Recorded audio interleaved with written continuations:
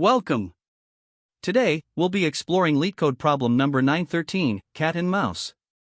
This is a fascinating problem that challenges us to analyze a game played on a graph, where we determine if the mouse can escape, the cat catches it, or if the game ends in a draw. Let's dive into the problem and explore the solution approaches. In this problem, Alice, representing the mouse, and Bob, representing the cat, are playing a game on a graph. The graph is defined as an array where each element represents a node, and the value at each index is a list of nodes directly connected to it.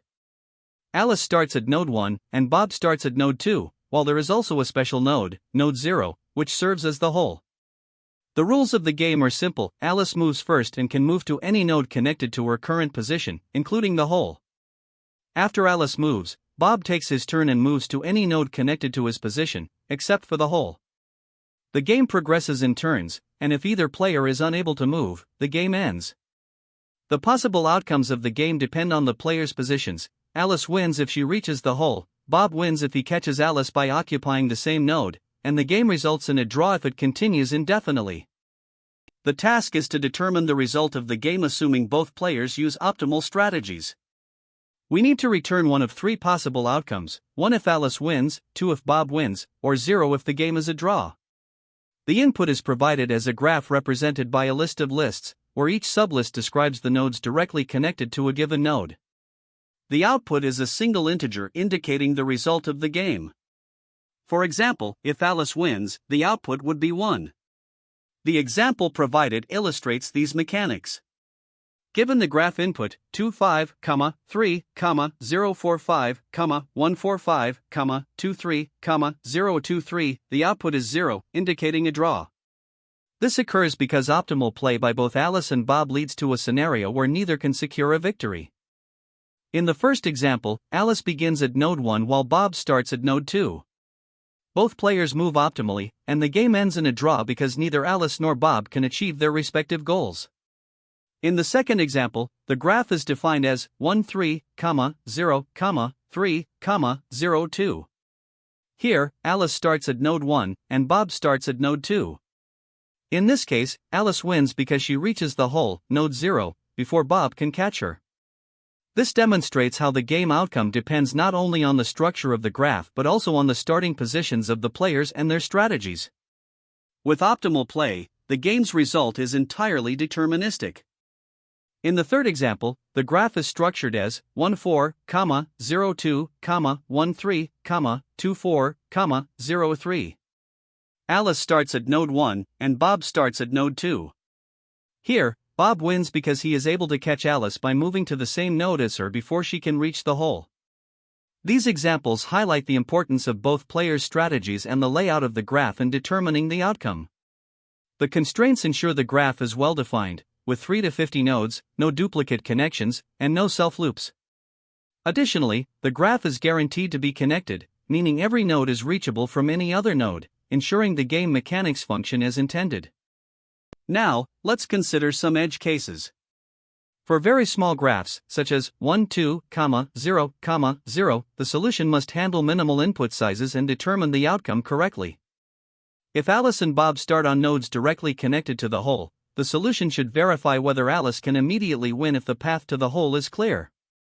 On the other hand, if Alice and Bob start on the same node, Bob should win instantly, as he catches Alice on the first move. For larger, more complex graphs with diverging paths, the solution must ensure that optimal strategies are followed, accounting for all possible moves that maximize each player's chances of winning. These considerations ensure the solution is robust and handles all scenarios effectively. To solve this problem, we first considered a brute force approach. The idea here is to simulate all possible moves for both the mouse and the cat from their initial positions.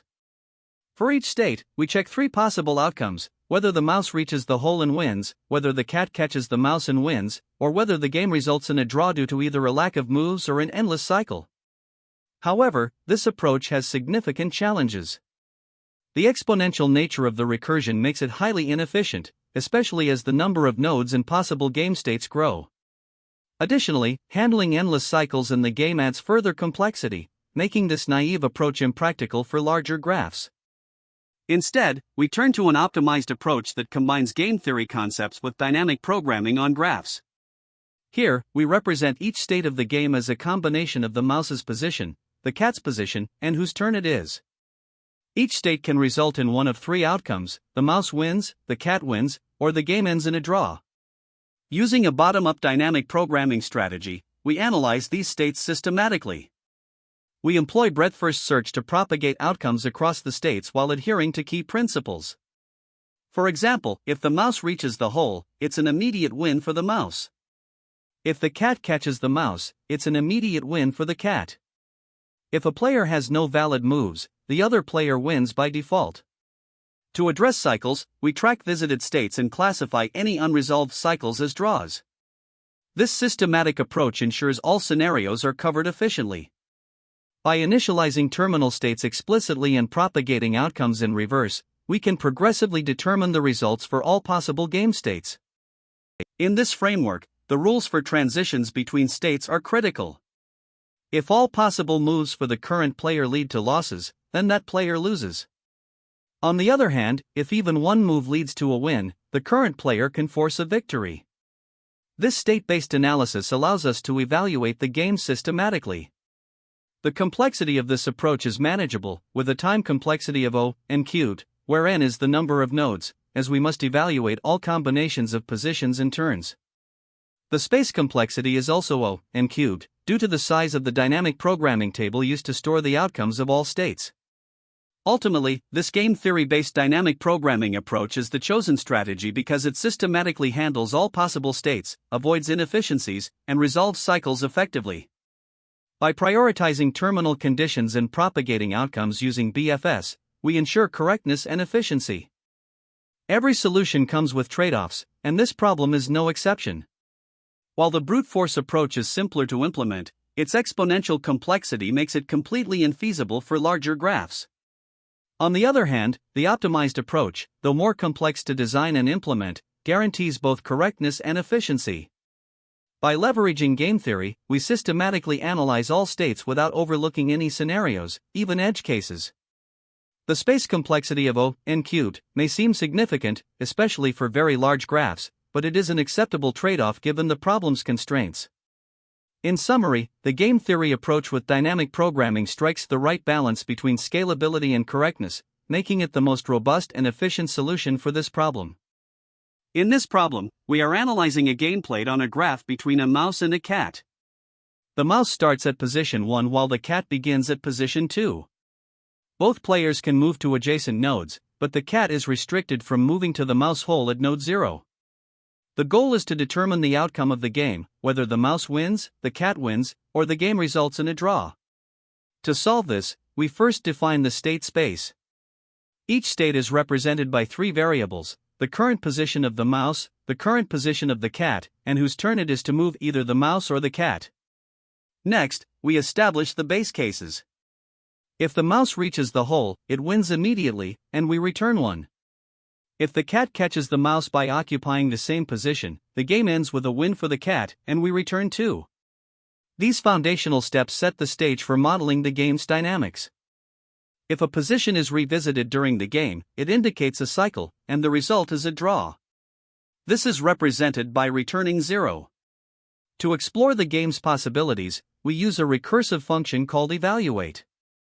This function simulates all potential moves for the current player based on whose turn it is. When it is the mouse's turn, we examine all adjacent nodes the mouse can move to. For each move, the function recursively evaluates the result of the cat's subsequent turn. If at least one of the mouse's moves guarantees a win, we return 1. Otherwise, if all moves lead to losses or draws, we return the worst possible outcome for the mouse. Similarly, when it is the cat's turn, we explore all adjacent nodes the cat can move to, excluding the hole. If any of the cat's moves guarantees a win, we return 2. Otherwise, we return the worst outcome for the cat, considering losses or draws. To make this process efficient, we use a memoization table to store results for previously evaluated states. This avoids redundant computations, ensuring that each state is processed only once. To address cycles in the graph, we introduce cycle detection by maintaining a visited set that tracks states encountered during the current recursive path. If a state is revisited, it indicates a cycle, and the result for that state is a draw, represented by returning 0. This approach ensures the algorithm terminates correctly without entering infinite recursion. The problem is fundamentally a minimax scenario where both players employ optimal strategies to maximize their chances of winning. It is modeled as a zero-sum game, meaning one player's gain is the other's loss. Cycle detection is crucial for handling complex scenarios, and memoization significantly reduces the computational overhead. The graph is represented using an adjacency list for space efficiency and quick neighbor access. The memoization table is a 3D array indexed by mouse position, cat position, and turn. Together, these components enable us to handle the intricacies of the game effectively while maintaining clarity in the algorithm's logic. Analyzing the algorithm's complexity, the total number of states is proportional to the square of the number of nodes, multiplied by 2 turns. This gives a time complexity of n squared, where n is the number of nodes. Each state is evaluated only once, thanks to memoization. The space complexity is also n squared, accounting for the memoization table and the recursive call stack. When considering edge cases, we need to handle scenarios like the mouse starting at the hole, which leads to an immediate win. Similarly, if the cat starts at the same position as the mouse, the cat wins instantly. In disconnected graphs, we must ensure that unreachable nodes are managed correctly. Cycles in the graph also require careful handling to avoid infinite recursion. To illustrate the algorithm, the pseudocode initializes the memoization table and defines the recursive evaluate function. The function checks the base cases first, whether the mouse has 1 or the cat has 1. If neither applies and the state has already been computed, the stored result is returned to save computation time. When it is the mouse's turn, the algorithm assumes the worst-case scenario where the cat wins. It explores all possible moves for the mouse by iterating over its adjacent nodes. If any move results in a guaranteed win for the mouse, the function returns 1 immediately. If no such move exists but a draw is possible, the result is updated to reflect the draw. The memoization table is then updated with the result for this state. For the cat's turn, the process is similar but assumes the worst-case scenario for the cat, where the mouse wins. The cat's adjacent nodes are explored, skipping the hole. If any move guarantees a win for the cat, the function returns 2. Otherwise, it considers draws or losses. The memoization table is updated accordingly before returning the result. This structure ensures that the algorithm evaluates each state efficiently, leveraging memoization and recursion to handle the game's complexity. The algorithm relies on several key operations. First, recursive calls simulate all possible moves for the current player, ensuring that every scenario is explored. Memoization plays a critical role in preventing redundant calculations by storing results for previously evaluated states. Cycle detection ensures that the algorithm correctly identifies and handles situations where the game would otherwise loop indefinitely. Finally, base cases explicitly handle win, loss, and draw scenarios to terminate recursion appropriately. Together, these operations provide a robust solution to the problem, balancing efficiency and correctness while addressing the intricacies of the game dynamics. Here, we begin implementing the solution by importing the DEET class from the collections module, which will help us manage the queue for our breadth-first search.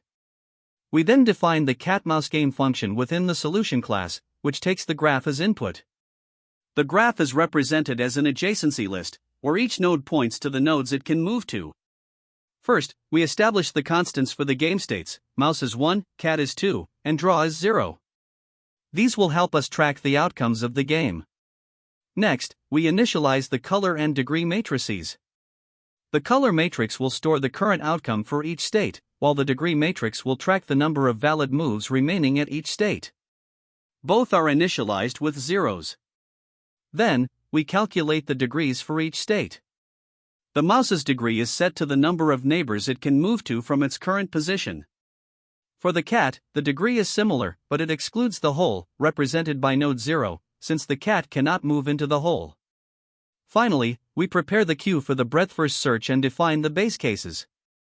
If the mouse is already at the hole, it wins, so we set the color to mouse. Similarly, if the cat and mouse occupy the same node, the cat wins, and we set the color to cat. These base cases are added to the queue for further processing. In the next part of the implementation, we complete the initialization of the base cases. If the cat and mouse are at the same position, the outcome is set to cat, since the cat would immediately win. These cases are added to the queue as well to propagate their effects during the BFS process.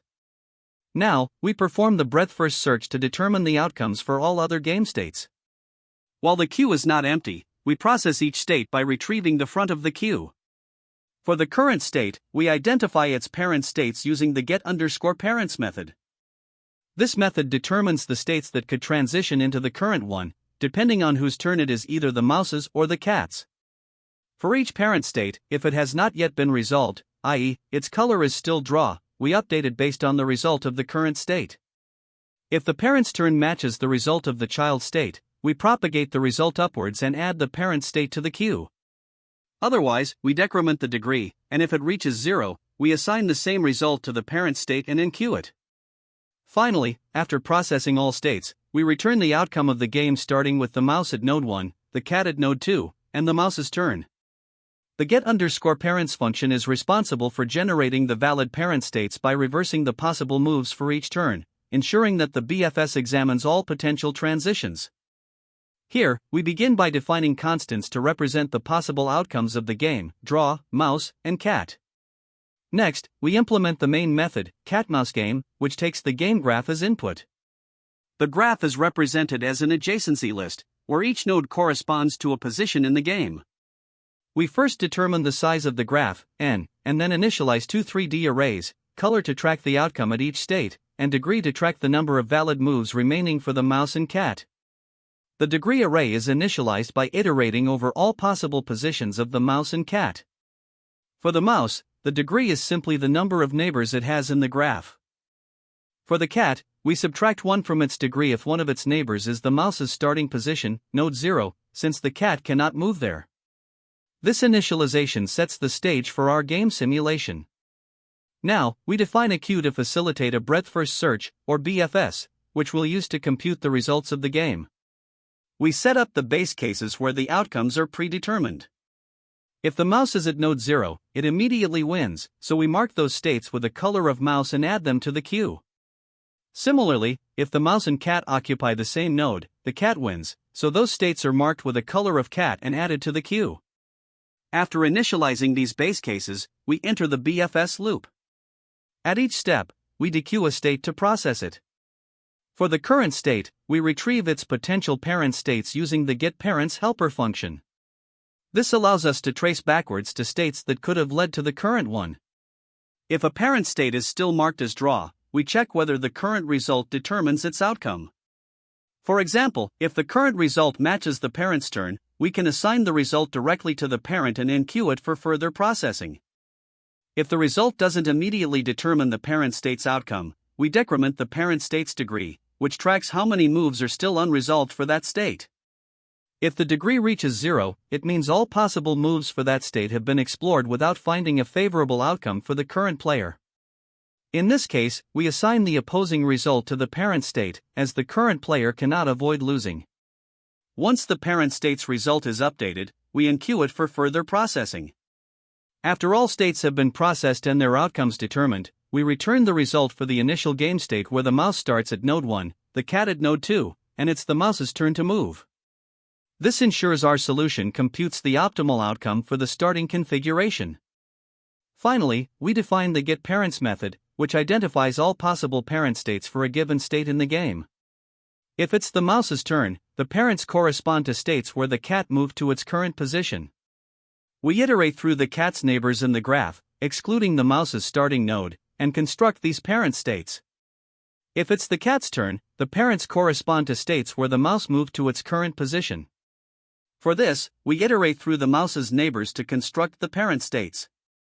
By returning this list of parents, the getParents method supports the BFS traversal by enabling us to trace back through the game states and update outcomes accordingly. With this helper function, the implementation is complete, and we can systematically determine the winner for any given initial configuration. Let's start with a simple graph example where the nodes are represented as 2, 3, 3, 0, 3, 0, 1, 2. This means that node 0 connects to nodes 2 and 3, node 1 connects to node 3, and so on. First, we initialize the problem. The total number of nodes is 4, and we define 3 possible states: draw equals 0, mouse equals 1, and cat equals 2.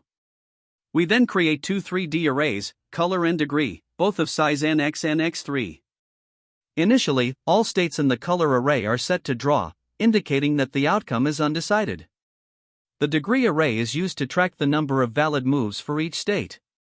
Here, degree MC mouse represents the number of moves available to the mouse at node M, and degree MC cat represents the moves available to the cat at node C, excluding node 0 since the cat cannot move there. Next, we define our base cases. If the mouse is at the hole, which is node 0, it automatically wins, so we set color 0, I, T equals mouse for all possible cat positions I. On the other hand, if the mouse and cat are at the same position, the cat wins, so we set color I, T equals cat for all such states.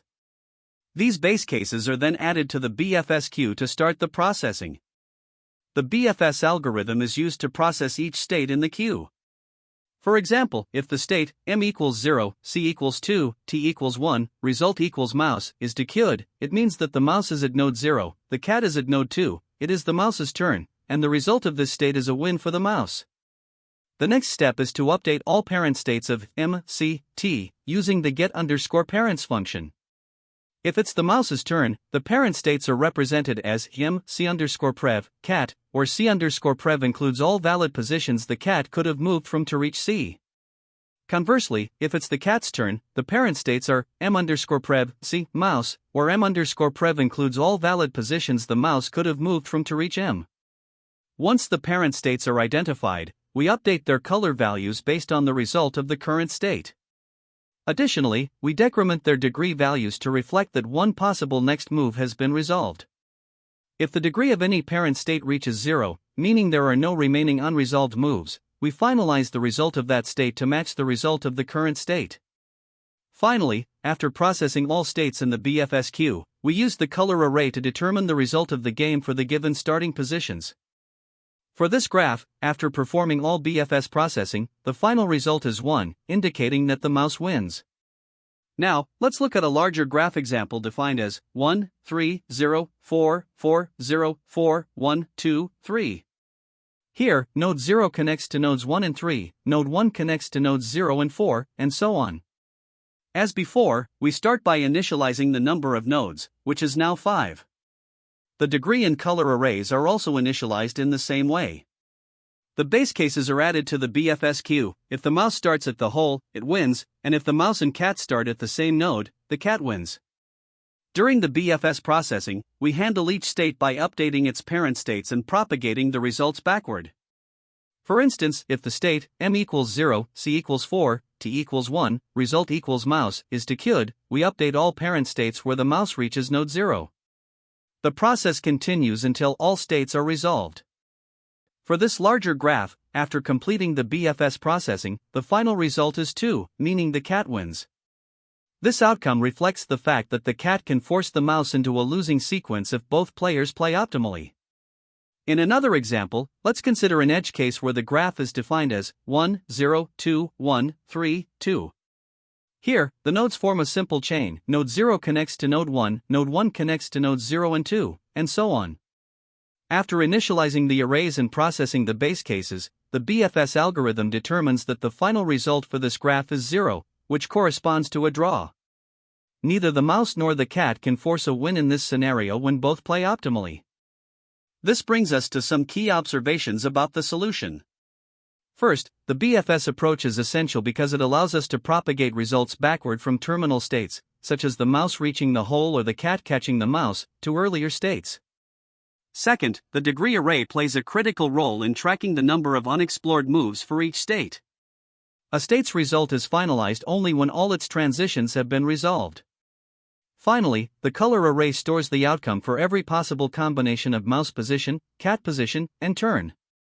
Together, these structures allow us to systematically determine the game's result for any initial configuration, ensuring accuracy and efficiency. Here, we begin by analyzing the time complexity of our solution, which is primarily driven by the breadth-first search, or BFS, over all possible game states. A game state is defined by the positions of the mouse and the cat on the graph, as well as whose turn it is to move. First, let's compute the total number of states. Since both the mouse and the cat can occupy any of the n nodes, and there are two possible turns, either the mouse's or the cat's, the total number of game states can be expressed as n times 2, which simplifies to 2n squared. Next, we consider the transitions per state. For each game state, the mouse has up to d possible moves, where d is the maximum degree of any node in the graph, representing the number of neighbors. Similarly, the cat also has up to d transitions. Therefore, each state has a maximum of d transitions, which will influence the total computational work required. Now let's discuss the processing of each state in the BFS. Each state is processed a maximum of 1 time during the breadth-first traversal. For every state, we need to check its parent states and update the degrees, and this happens in 1 time per state. However, computing the parent states using the get_parents function requires d time for each call, as it depends on the neighbors of the current node. Combining these factors, the total work done for all states can now be calculated. Since there are approximately n squared states, and each state requires d time due to the transitions, the overall time complexity of the algorithm becomes n squared times d, where d is the maximum degree of the graph. This gives us a clear understanding of how the time complexity scales with the size and connectivity of the graph.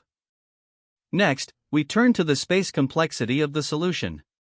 The first contributing factor is the color array, which is used to store the result of each game state. With dimensions of n by 3, the color array requires n squared space. Similarly, the degree array, which tracks the number of valid transitions for each state, shares the same dimensions as the color array and therefore also requires n squared space. The BFS queue is another significant component. It stores all the states yet to be processed and, in the worst case, can hold up to n squared states simultaneously, contributing n squared to the space complexity. Additionally, there is auxiliary space used by the get_parents function, but this is constant and does not grow with the size of the problem. With these factors combined, the total space complexity is dominated by the color, degree, and queue arrays, resulting in an overall space complexity of n squared. To better understand the algorithm's performance, let's analyze the best, average, and worst-case scenarios. In the best case, where the graph is sparse and the degree d is relatively small, fewer transitions need to be explored. However, the asymptotic complexity still remains n squared times d. In the worst case, where the graph is fully connected, the degree d becomes n, resulting in a time complexity of n cubed. Regardless of the case, the space complexity remains consistent at n squared. Now, let's compare this optimized approach to a naive brute force solution. A brute force approach would involve exhaustively exploring all possible game sequences. Since the number of sequences grows exponentially with the depth of the game tree, the naive solution has a time complexity of 2 to the power of k, where k is the maximum depth of the game tree. This makes the naive approach computationally infeasible for larger graphs, highlighting the efficiency of our optimized method. Finally, let's highlight the advantages of the optimized approach. By employing BFS alongside memoization using the color array and degree tracking, the algorithm avoids redundant calculations and reduces the time complexity to n squared times d. This optimization is particularly effective for larger graphs, where the naive approach would fail due to its exponential time complexity. To validate this mathematically, we note that the algorithm processes each state exactly once, and for each state, there are at most d transitions. Since the total number of states is n squared, the overall time complexity becomes n squared times d. On the other hand, the space complexity is dominated by the storage required for the color, degree, and queue arrays, all of which sum up to n squared. This combination of efficient time and space usage demonstrates the strength of the optimized approach in solving the cat and mouse problem. When tackling graph-based problems like cat and mouse, there are a few common mistakes to watch out for. First, incorrect base cases in recursive solutions can trip you up. Since these problems often involve terminal states, such as one player winning or losing, it's essential to carefully define and validate these cases. Missing or improperly initializing them can lead to infinite recursion or incorrect results. Next, cycles in graphs can be another challenge. If you're using a naive DFS or BFS approach, cycles can cause your algorithm to loop endlessly. To avoid this, track visited nodes diligently and handle cycles explicitly, especially when dealing with problems involving multiple turns or states. Another issue is inefficient state representation. In problems with multiple agents, such as the mouse and cat, the state needs to account for both positions and the turn order. Using a poorly designed state representation can lead to redundant calculations or excessive memory use. Instead, aim for a compact and efficient representation, such as tuples or concise encodings. Finally, overlooking symmetry in the problem can lead to unnecessary computational effort. For example, if swapping the roles of the players results in an equivalent scenario, you can leverage this symmetry to optimize your solution.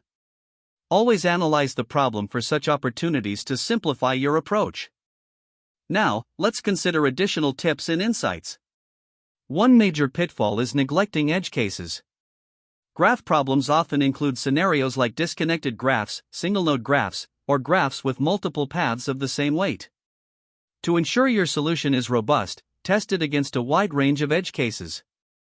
In interviews, it's crucial to clarify the problem requirements up front. Confirm details like win and loss conditions, turn order, and starting positions to avoid misunderstandings that could derail your solution.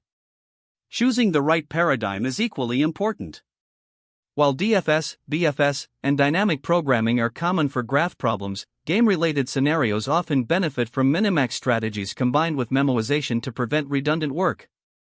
Optimizing early is key for problems involving multiple states or turns. Think about how you can minimize the state space and avoid recomputations. Finally, be prepared to discuss complexity. For example, in a graph game, the state space might be O, n squared asterisk t, where n is the number of nodes and t represents the turns or agents. Efficient state management is often a point of focus during interviews, so be ready to explain your design choices. To deepen your understanding, let's explore some related problems. LeetCode 913, Cat and Mouse, is a direct example of a graph-based game involving multiple agents and states, making it highly relevant. LeetCode 847, Shortest Path Visiting All Nodes, is another example that emphasizes state representation and traversal techniques. LeetCode 126, Word Ladder 2, focuses on finding all shortest paths in a graph, which can be helpful for understanding traversal strategies. Finally, LeetCode 310, Minimum Height Trees, highlights efficient traversal techniques specifically for tree structures. In terms of alternative approaches, brute force simulation is one option. This involves simulating all possible moves for both agents, which is conceptually simple but computationally expensive due to its exponential growth in state space. For example, its time complexity is O, b to the power of d, where b is the branching factor and d is the depth. While this approach can provide insights during early exploration, it's rarely feasible for larger problems. Other approaches can provide more efficient solutions. Using DFS with memoization allows you to explore the graph depth first while avoiding redundant computations by storing results for already evaluated states. This significantly reduces the computational overhead but still requires careful memory management. Alternatively, DFS with state representation is useful for scenarios where you need to explore all states layer by layer, such as in shortest path problems. Compact state representation is critical here to optimize both time and space usage. However, BFS can be memory-intensive for large graphs. Finally, dynamic programming offers another structured approach. By formulating the problem with DP, state, representing the outcome from a given state, you can systematically compute results while leveraging overlapping subproblems. This method requires careful state design and often involves pre-processing to initialize base cases effectively. Each of these strategies has trade-offs, so your choice should align with the problem's constraints and requirements. That wraps up our discussion on problem number 913, Cat and Mouse. We've covered the problem setup, the brute force approach, and key insights. This problem is a great exercise in using dynamic programming and graph traversal techniques. Thanks for watching. Be sure to like, share, and subscribe for more coding insights. See you next time. That's the end of this tutorial. I hope you found this explanation helpful for understanding the solution to this LeetCode problem. If you enjoyed this content, please consider subscribing to the channel for more coding tutorials and solutions. Feel free to leave a like if this video helped you, and don't hesitate to comment with any questions you might have. Thanks for watching, and happy coding!